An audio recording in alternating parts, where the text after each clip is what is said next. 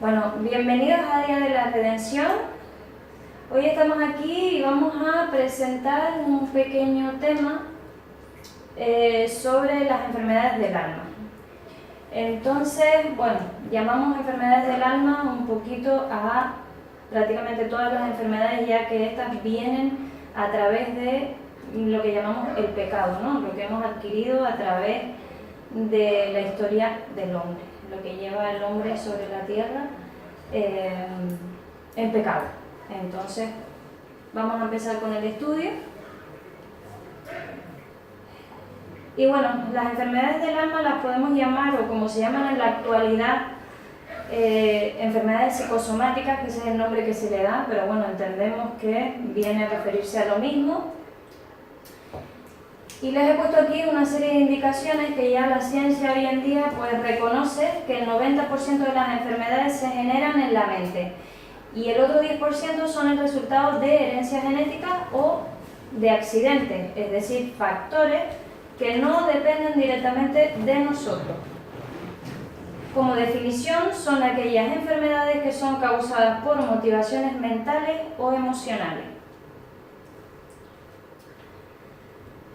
Cuando hablamos de las enfermedades del alma, hablamos realmente de todas las enfermedades que podemos conocer hoy en día, que son pues diabetes, gripes, hipertensión o hipotensión, enfermedades del corazón o sanguíneas, cáncer, Crohn, fibromialgia, osteoporosis, etc. Todas las que conocemos y sobre todo enfermedades que vemos que en la actualidad están saliendo pues enfermedades nuevas que antes no se conocían. Bueno, pues vamos avanzando en la contaminación del pecado, ¿no? En la degeneración que esto ha causado pues a través de todas las generaciones en las personas y también los animales, la naturaleza en general. Bien, para poder entender cómo funcionamos de una manera sencilla y entendible, veamos los siguientes textos bíblicos que nos van a servir como referencia. Y nos vamos a Génesis 1:26, que dice así: dijo Dios, hagamos al hombre a nuestra imagen conforme a nuestra semejanza. Vemos que, bueno, Dios nos hizo con dos parecidos, ¿no? El parecido a nuestra imagen. Y también aquí habla nuestra semejanza, pero veamos ahora seguidamente qué significa semejanza, que si vamos a la Strong pone demut y su raíz es damá, que viene a decir parecerse, asemejar, considerar, idea, maquinar, pensar. O sea, vemos aquí que tenemos dos partes, que Dios nos creó a su imagen, pero también a su forma de pensar, o sea, su carácter, sus maquinaciones, lo que Él tenía en su mente también lo puso en nosotros. Venimos a Génesis 1:27 y dice: y creó Dios al hombre a su imagen, a imagen de Dios lo creó, macho y hembra los creó. O sea, nos hizo tal y como Él era, a su imagen y, como decía, semejanza también con su forma de pensar. Vemos aquí que en un principio no existían las enfermedades debido a que el Señor nos creó sin mancha, sin defecto, a su imagen y semejanza. O sea, éramos santos, éramos puros, por lo tanto no existía el pecado y no existía la muerte y por consiguiente las enfermedades. Bien, enfermamos porque perdimos esa semejanza a causa del pecado y la misión que tenemos que tener hoy en día es recuperarla. Pero ¿cómo la podemos recuperar? Esa es la cuestión. Hoy vamos a hablar aquí un poquito de eso.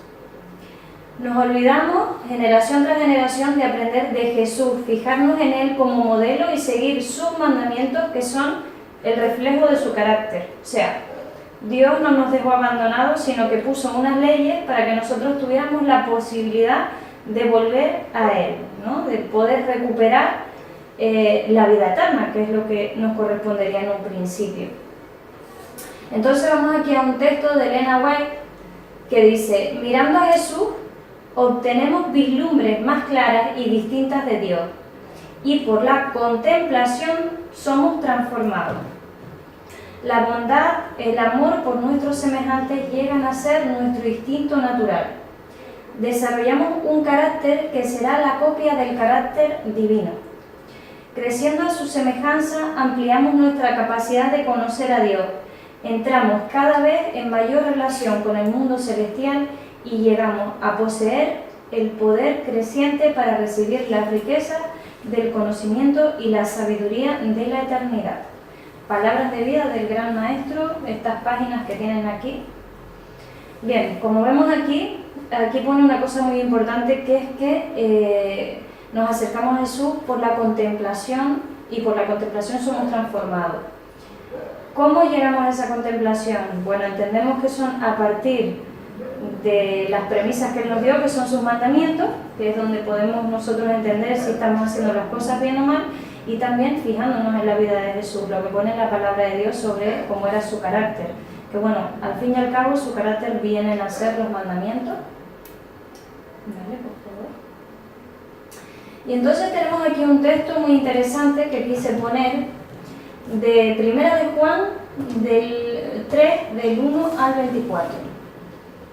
Y dice así: mirad cuál caridad nos ha dado el Padre, que seamos llamados hijos de Dios. Por esto el mundo no nos conoce, porque no le conoce a Él. Es decir, el mundo hoy no está siguiendo los mandamientos de Dios, por eso no sabe y no entiende que son buenos para nosotros. Por eso no le conoce, porque sus mandamientos no los conocen, no los respetan. Muy amados, ahora somos hijos de Dios y aún no es manifestado lo que hemos de ser, pero sabemos que si Él apareciere en nosotros, seremos semejantes a Él, pues veremos como Él es. Es decir, si Él apareciese en nosotros, si su carácter se imprimiese en nosotros, seremos semejantes a Él. Es aquí el principio de poder llegar a esa santidad. Y cualquiera que tiene esa esperanza en Él, se purifica como Él también es limpio. Cualquiera que hace pecado, traspasa también la ley, y el pecado es transgresión de la ley.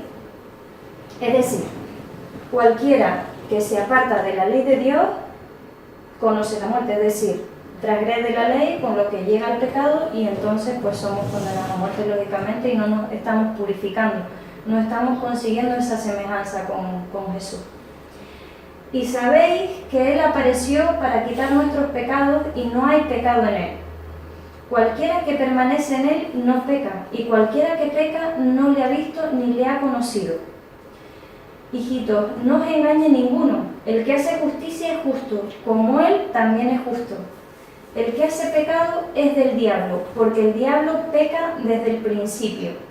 Para esto apareció el Hijo de Dios, para que deshaga las obras del diablo. Ya vemos, para esto apareció Jesús, para deshacer las obras del diablo, que son el pecado. Esto vino a quitar Él, para que tengamos vida eterna. Cualquiera que es nacido de Dios no hace pecado, porque si su simiente está en Él, y no puede pecar, porque es nacido de Dios. En esto son manifiestos los hijos de Dios y los hijos del diablo. Cualquiera que no hace justicia y que no ama a su hermano no es de Dios. Amaos unos a otros. Porque esta es la anunciación que habéis oído desde el principio, que nos amemos unos a otros. Y aquí pone algo muy interesante, que dice así, dice: no como Caín, que era del maligno y mató a su hermano. ¿Y por qué causa le mató? Porque sus obras eran malas y las de su hermano eran justas. Es decir, el pecado aborrece lo bueno, y lógicamente cuando estamos en santidad, cuando estamos con Jesús, deberíamos aborrecer también el pecado, porque se contraponen, están en contraposición. Y eso también es un paralelismo con lo que pasará, ¿no? Todo, o sea, el pueblo de Dios será perseguido, y bueno, Jesús también padeció por eso. Hermanos míos, no os maravilléis si el mundo os aborrece. Nosotros sabemos que somos pasados de muerte a vida, en que amamos a los hermanos. El que no ama a su hermano permanece en muerte. Cualquiera que aborrece a su hermano es homicida, y sabéis que ningún homicida tiene vida eterna permaneciente en sí. En esto hemos conocido la caridad de Dios, en que Él puso su vida por nosotros. También nosotros debemos poner nuestra vida por los hermanos. Mas el que tuviere bienes de este mundo y viera a su hermano tener necesidad y cerrarle sus entrañas, ¿cómo permanece la caridad de Dios en él? Hijitos míos, no amemos de palabra ni de lengua, sino con obra y de verdad. Y en esto conocemos que somos de la verdad y tenemos nuestros corazones certificados delante de Él. Y si nuestro corazón nos reprende, mayor es Dios que nuestro corazón, y conoce todas las cosas. Carísimos, si nuestro corazón no nos reprende, confianza tenemos en Dios, y cualquier cosa que pidiéremos la recibiremos de Él, porque guardamos sus mandamientos y hacemos las cosas que son agradables delante de Él. Y este es su mandamiento, que creamos en el nombre de su Hijo Jesús, el Cristo, y nos amemos unos a otros como Él nos ha amado. Y el que guarda sus mandamientos está en Él, y Él en Él. Y en esto sabemos que Él permanece en nosotros por el Espíritu que nos ha dado. Es decir, para poder saber o para poder amar a nuestros hermanos tenemos que cumplir los mandamientos, porque bueno, ya sabemos que toda la ley es para amar a Dios, se refleja en amar a Dios por los 4 primeros mandamientos, y el resto de mandamientos se refleja en amar a nuestro prójimo.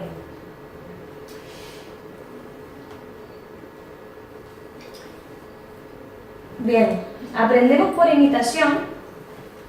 Y curiosamente esto se cumple también partiendo desde las más pequeñas partículas de nuestro cuerpo. Esto ya lo ha comprobado la ciencia. Esto es lo maravilloso de la Biblia, que a las alturas que estamos la ciencia ha avanzado y muchas de las cosas ya lo ha demostrado y sigue dándole la razón y seguirá.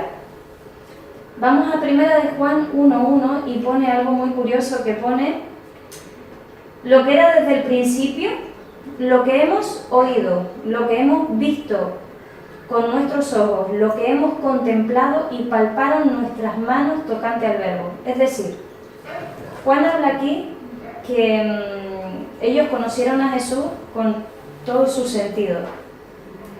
Aquí se mencionan los más importantes, de hecho estos son, según la ciencia, los sentidos más importantes para nosotros reconocer una realidad en el exterior. Vemos que hace referencia al oído, a la vista y al tacto. Y también vemos que pone lo que hemos contemplado. Esta es la capacidad que tenemos para poder estar pendiente a algo y aprender de eso, ¿no? Entonces, bueno, se entiende que ellos escucharon, vieron a Jesús, lo siguieron, lo contemplaron y hasta lo tocaron, porque tocaron su carácter y tocaron por su forma de ser y su santidad. Esto es lo que más o menos viene a decir esto. Venimos a 1 de Corintios 11, sed imitadores de mí, así como yo de Cristo.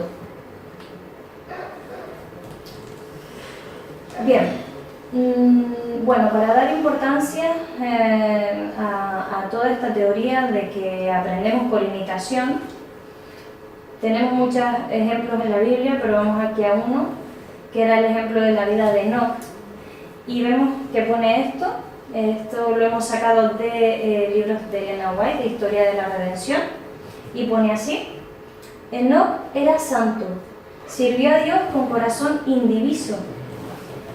Esto del corazón indiviso es muy importante porque quiere decir que todo su cuerpo estaba concentrado en Dios, no estaba dividido en placeres ni tenía otras idolatrías, sino que todo su cuerpo, toda su vida estaba inclinada a Dios. Se dio cuenta de la corrupción de la familia humana y se apartó de los descendientes de Caín, a quienes reprendió por su gran maldad. Había en la tierra quienes reconocían al Señor, lo temían y lo adoraban. Pero el justo Enoc se sentía tan perturbado por la creciente maldad de los impíos que no se relacionaba con ellos cada día, por temor de verse afectado por su infidelidad y que sus pensamientos no siempre se dirigieran a Dios con la santa reverencia que merecía su carácter excelso. Es decir, Enoc se quiso apartar del pueblo porque él tenía miedo que se le pegaran las cosas tan malas que veía que tenían todos los demás con respecto a Dios, ¿no? Y que el carácter de los demás era ofensivo a Dios y él no quería ser así. Entonces él se apartó por miedo a que eso, fíjense qué sabiduría tenía él en ese tiempo, que él reconocía que las cosas se pegan y él no quería eso. Su alma se afligía, pues todos los días veía cómo pisoteaban la autoridad divina. Decidió apartarse de ellos y pasar la mayor parte del tiempo en soledad, que dedicaba a la meditación y a la oración. Permanecía ante el Señor y oraba para saber su voluntad más perfectamente, de manera que la pudiera cumplir. Dios se comunicaba con Enoc por medio de sus ángeles y le daba sus divinas instrucciones. Le hizo saber que no siempre contendería con el hombre en su rebelión, que su propósito era destruir la raza pecadora mediante las aguas de un diluvio que caería sobre la tierra. Bien, ahora vamos con la ciencia. Aquí vemos que pone neurona especular. Y bueno, se ha descubierto que hay una neurona que se la llaman neuronas espejo que tienen esa labor, y es la de imitar todo lo que vemos en personas que están a tu alrededor, a nuestro alrededor, sobre todo a personas que conocemos o a familiares, personas que tenemos cercanas en nuestro ambiente general. Entonces vemos que pone esto y dice: se denominan neuronas espejo o neuronas Hubeli a cierta clase de neuronas que se activan cuando un animal ejecuta una acción y cuando observa esa misma acción al ser ejecutada por otro individuo, especialmente un congénere. Las neuronas del individuo reflejan el comportamiento del otro como si el observador estuviera realizando la acción. De allí su nombre de espejo. Tales neuronas han sido observadas directamente en especies de primates. Las aves han mostrado tener comportamientos imitativos de resonancia y evidencia neurológica que sugiere la existencia de algún sistema de reflejo. En el ser humano, la actividad consistente con las neuronas reflejo se ha encontrado en la corteza premotora, en el área suplementaria premotora, la corteza primaria somatosensorial, en el área de Broca y en la corteza inferior parietal.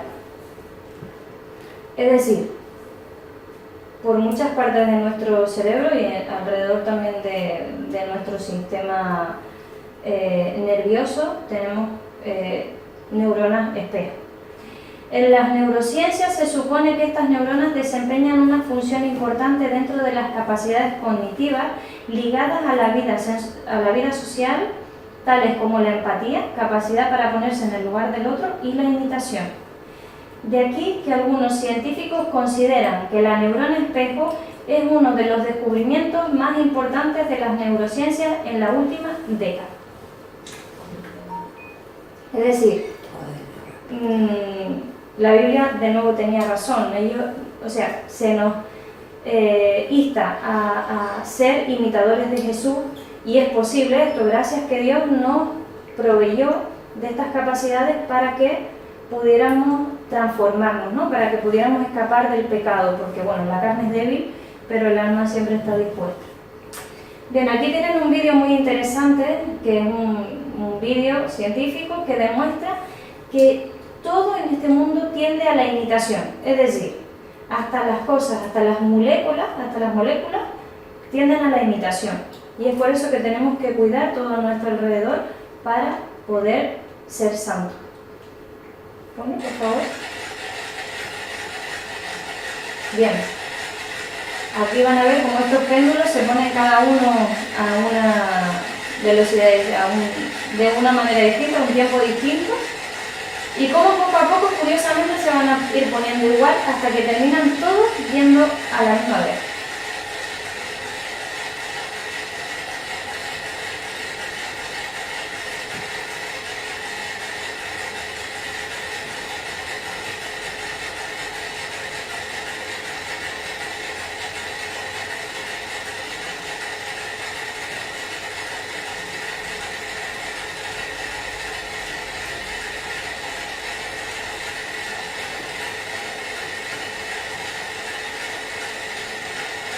Tarda un poquito.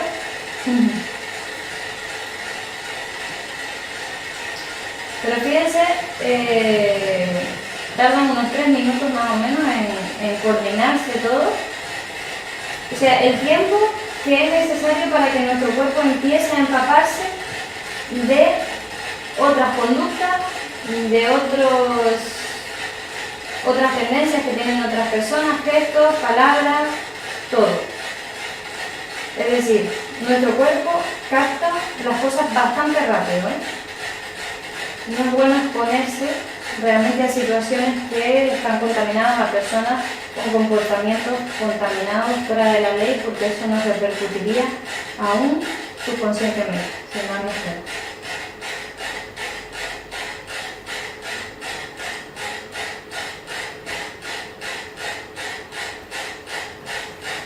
Muy interesante el experimento porque demuestra muchas cosas.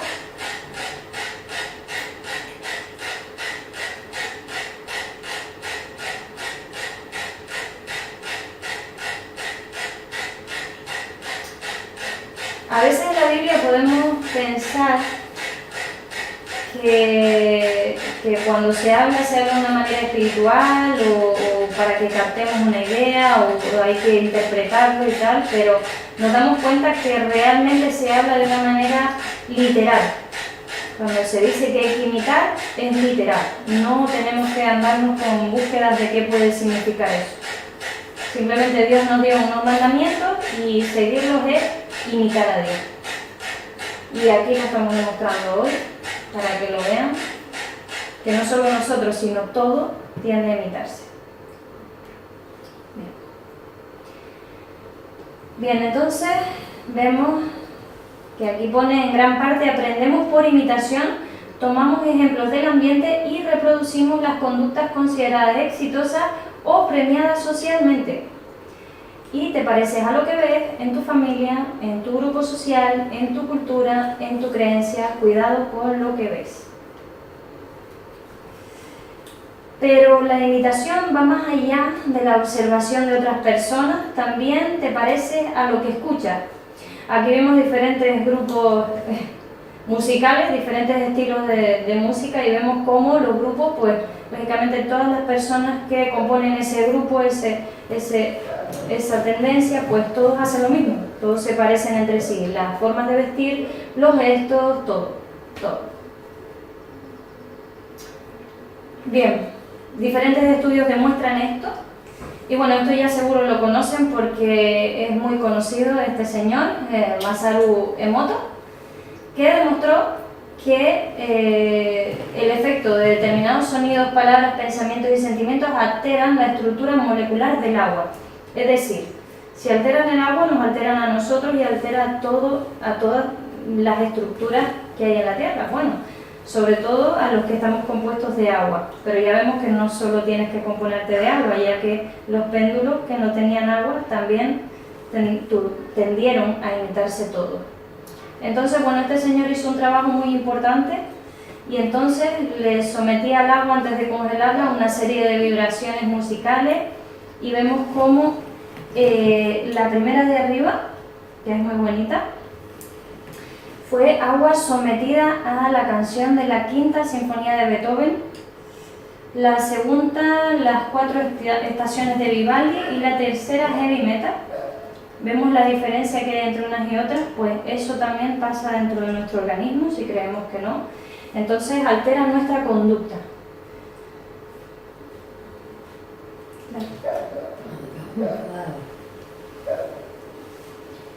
Bien.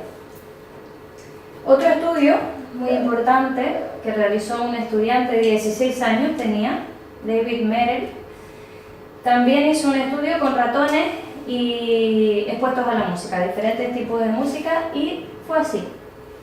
David sometió a 3 grupos de ratones a 3 condiciones diferentes en el mismo medio ambiental. Una de estas condiciones era la música rock, en las otras condiciones fueron música clásica y un grupo de control sin música. Los ratones con la música rock tenían el tiempo de reacción más lento al intentar navegar por el laberinto. El estudio también descubrió que el hard rock hacía que los ratones se mataran entre sí, sugiriendo una relación entre la música agresiva y el comportamiento agresivo. Música clásica, la forma más suave de música como la instrumental clásica y el jazz mostraban una mejoría en cuanto a la navegación por los laberintos y la reacción frente a ciertos estímulos. De hecho, Los estudios muestran que los ratones pueden pasar por un laberinto a un paso más rápido escuchando música clásica que música rock o incluso que cuando no tienen música. La música country, comparados los efectos del rock y la música clásica y el country, no parecía mostrar ninguna mejoría en las habilidades de los ratones, sin embargo, parecían moverse más lentamente por el laberinto. Aún podían ganarle a los ratones que escuchaban música rock y heavy metal. Los sonidos son capaces de alterar tu conducta y por consiguiente la sana condición de tu mente. Cuidado con lo que escuchas.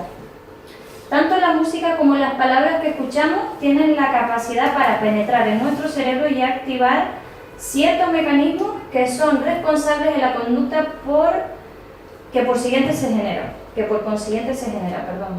También las conversaciones vacías y la crítica o las negativas van a influir en su estado de ánimo y hasta en su opinión sobre un tema en concreto. Aquí vemos dos textos de la Biblia muy interesantes que pone: las palabras de Jehová son palabras limpias, como plata refinada en horno de tierra, purificada 7 veces. Salmo 12:6. Las palabras del chismoso son como bocados suaves y penetran hasta las entrañas. Proverbios 18:8.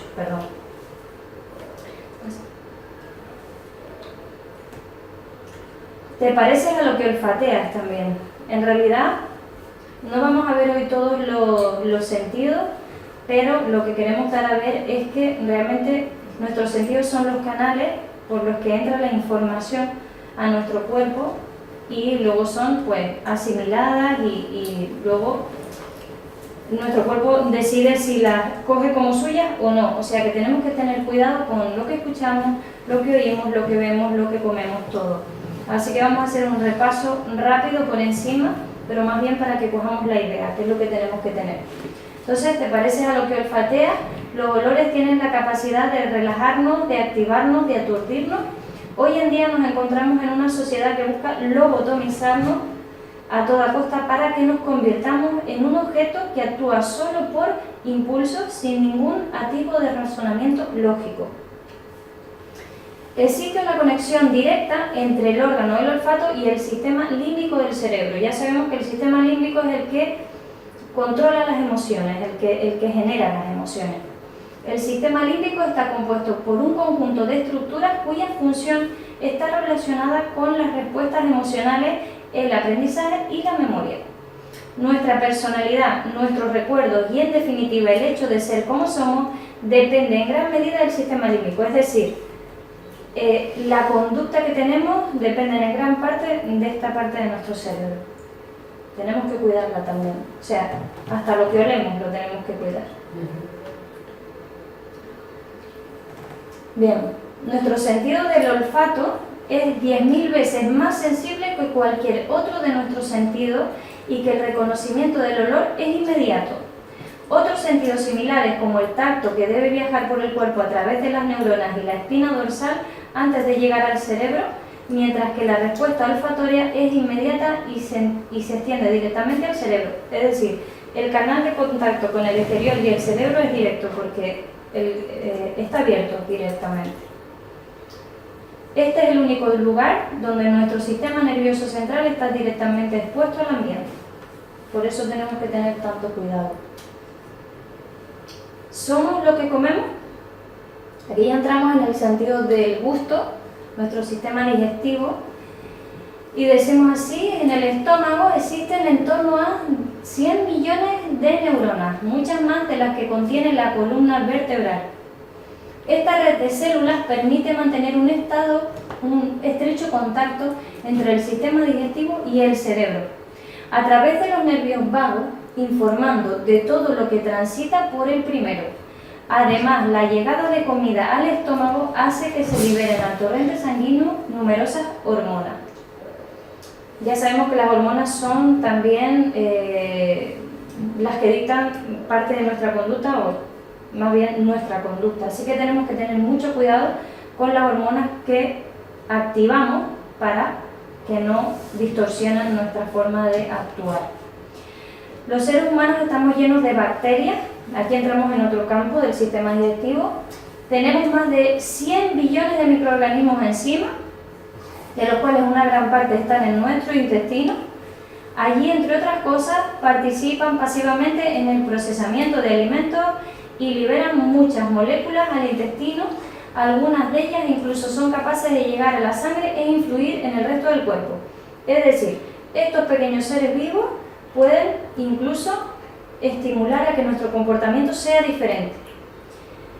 La investigación sobre la microbiota, los microorganismos que tenemos en el intestino, y cómo esta podría condicionar la conducta humana, es una investigación todavía muy reciente. Sin embargo, bueno, esto ya lo decía la Biblia, que había, ¿no?, nos dan unas premisas de alimentación, por algo era. Sin embargo, los primeros resultantes ya apuntan a que la ausencia de flora bacteriana en ratones tiene un impacto en todo el cuerpo, incluido el cerebro, desde cambios en el apetito a estados anímicos. Hay muchos estudios que relacionan cambios de flora bacteriana intestinal con variaciones en la conducta, e incluso algunos trabajos intentan relacionarlos con enfermedades neurológicas. Bien, aquí tenemos el ejemplo del rey Nabucodonosor, cuando Dios le hace recuperar la cordura, porque claro, como él no quería volverse a Dios, aunque reconocía que Dios era el gran Dios, ¿no?, el Dios verdadero, él no lo seguía. Entonces Dios se enfadó y decidió someterlo a 7 años pastando. Entonces él volvió, después de esos 7 años, digamos que hizo como una limpieza a través de la alimentación y ya luego reconoció a Dios. Vamos a Daniel 4:24, muy interesante esta historia, me gusta mucho a mí. Y dice así: esta es la interpretación, oh rey, y la sentencia del Altísimo, que ha venido sobre mí, sobre mi señor el rey, que te echarán de entre los hombres, y con las bestias del campo será tu morada, y con hierba del campo te apacentarán como a los bueyes, y con el rocío del cielo serás bañado, y 7 tiempos pasarán sobre ti. Basta que conozcas que el Altísimo tiene dominio en el reino de los hombres. Y en cuanto a la orden de dejar en la tierra la cepa de las raíces del mismo árbol, significa que tu reino te quedará firme, luego que reconozcas que el cielo gobierna. Por tanto, oh rey, acepta mi consejo, tus pecados redime con justicia, y tus iniquidades, haciendo misericordia para con los oprimidos, pues tal vez será eso una prolongación de tu tranquilidad. Entonces, después vamos a la humillación de Nabucodonosor, en Daniel 4:28, y dice: todo esto vino sobre el rey Nabucodonosor. Al cabo de 12 meses, paseando en el palacio real de Babilonia, habló el rey y dijo: ¿no es esta la gran Babilonia que yo edifiqué para casa real con la fuerza de mi poder y para gloria de mi majestad? Aún estaba la palabra en la boca del rey cuando vino una voz del cielo, a ti se te dice, rey Nabucodonosor, el reino ha sido quitado de ti. Y de entre los hombres te arrojarán, y con las bestias del campo será tu habitación, y como a los bueyes te apacentarán, y 7 tiempos pasarán sobre ti, hasta que reconozcas que el Altísimo tiene el dominio en el reino de los hombres, y lo da a quien él quiere. En la misma hora se cumplió la palabra sobre Nabucodonosor, y fue echado de entre los hombres, y comía hierba como los bueyes, y su cuerpo se mojaba con el rocío del cielo, hasta que su pelo creció como plumas de águila, y sus uñas como las de las aves. Mas al fin del tiempo yo, Nabucodonosor, alcé mis ojos al cielo, y mi razón me fue devuelta, y bendije al Altísimo, y alabé y glorifiqué al que vive para siempre, cuyo dominio es sempiterno, y su reino por todas las edades. Todos los habitantes de la tierra son considerados como nada, y él hace según su voluntad en el ejército del cielo y en los habitantes de la tierra, y no hay quien detenga su mano y le diga, ¿qué hace? En el mismo tiempo mi razón me fue devuelta, y la majestad de mi reino, mi dignidad y mi grandeza volvieron a mí, y mis gobernadores y mis consejeros me buscaron, y fui restablecido en mi reino y mayor grandeza me fue añadida. Bien, aquí puse lo de recordemos la alimentación de Daniel, que es la perfecta ante Dios. También él fue un ejemplo porque, bueno, él no quería participar en la alimentación que se tenía para los que estaban con el rey, para los siervos del rey.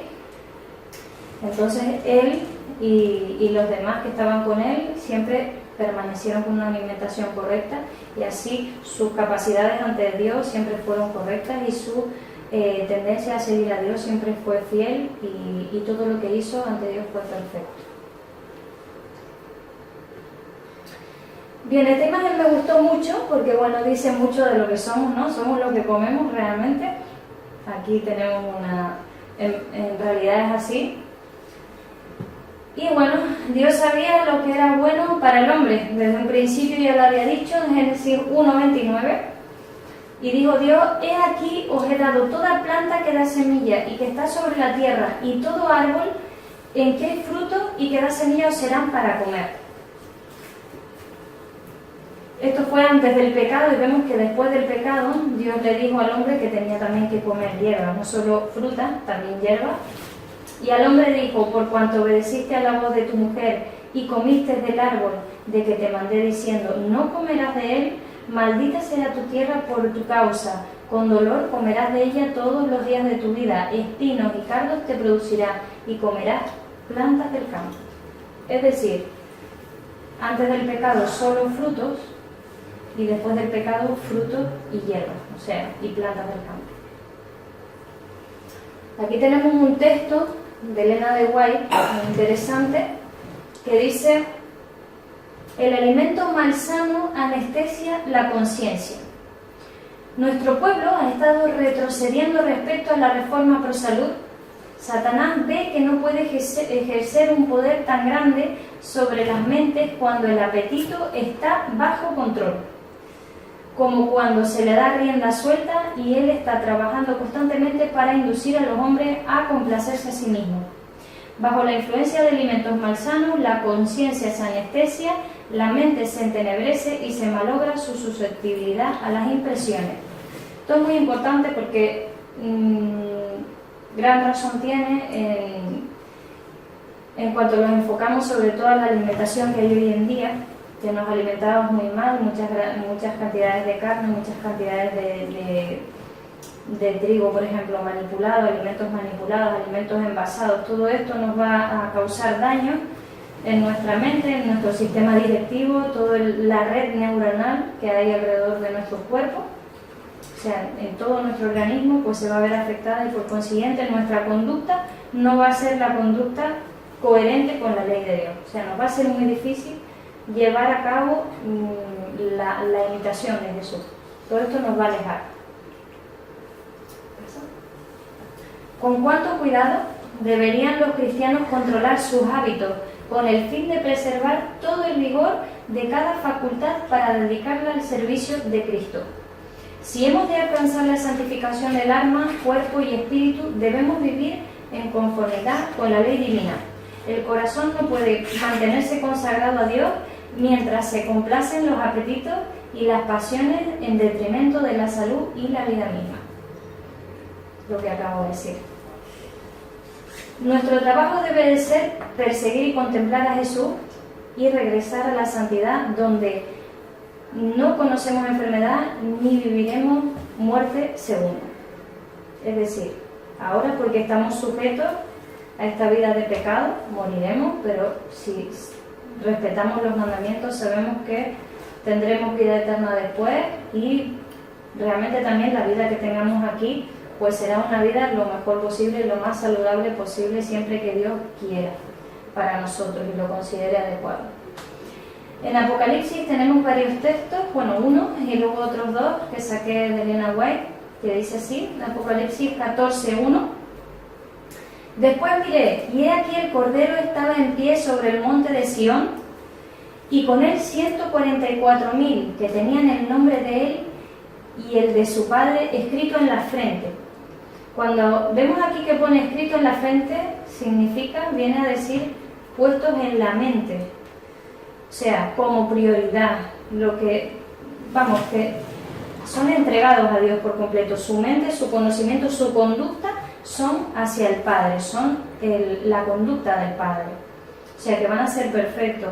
Y nosotros, para poder conseguir esto, para poder pertenecer a los 144.000, si es que llegamos ahí, Dios lo permite, tenemos que cuidar nuestros sentidos, tenemos que cuidar todo lo que nos rodea, de lo que nos empapamos, para poder llegar a ser imitadores de la ley de Dios y por consiguiente de su carácter.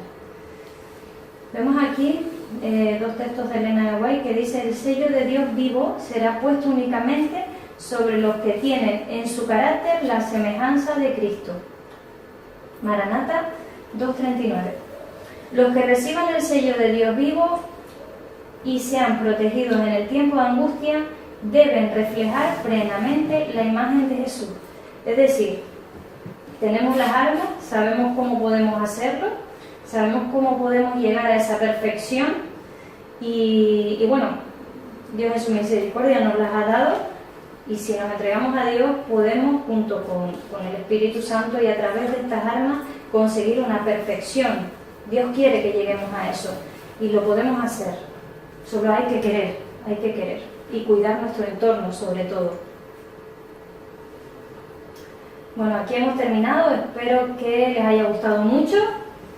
Esperamos que les sirva y que, bueno, en otra ocasión lo alargaremos un poquito porque hubieron cosas que me han faltado de momento, pero bueno, para hoy, para no alargarnos mucho, está bien.